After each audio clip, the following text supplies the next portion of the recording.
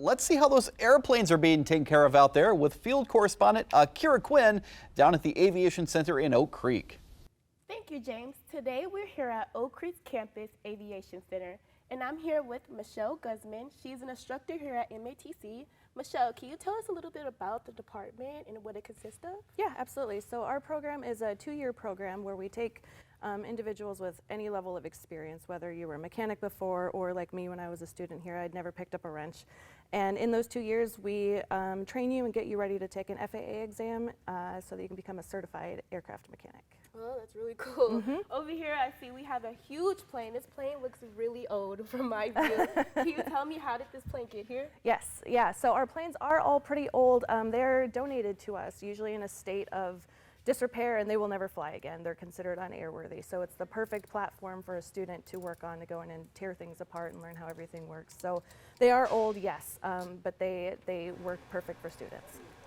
Over here, I see that there's a lot of components right here. There's a lot of digi-daggies. I don't know. I'm clueless.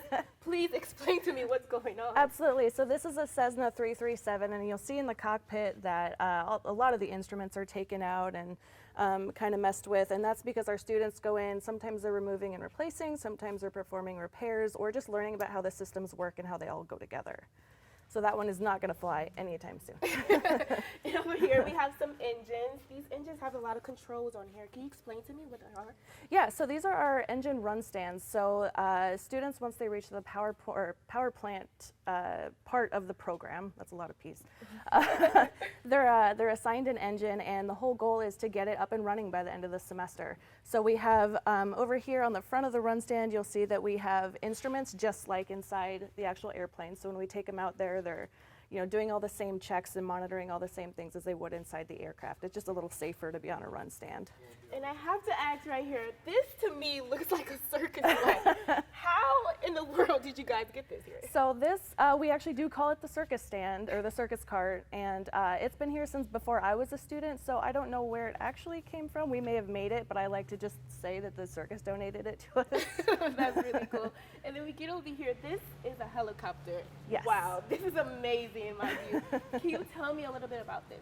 Yes, so this is our Bell 206 helicopter. I would say it's kind of one of the student favorites. It's just something a little bit different. Yeah, and then what are the components of this helicopter? Why is it different from other planes? So how it operates is completely different. So in the cockpit of a standard aircraft, you're going to have a yoke, so it's kind of like a steering wheel. Where in a helicopter, it's like a joystick, but we call it a cyclic, and so it goes forward and back and left and right, and you can see it's moving things up there. And then over here we have our throttle on our collective, which also moves things. So it's very different. It operates differently than a standard aircraft. Oh, that was amazing. I learned a lot here just in like the minute we've been here. But you have taught me so much. You are a great educator. Thank you for being here. And back to you, James. Thank you, Akira. The aviation program is a great place to start for your career to really take off.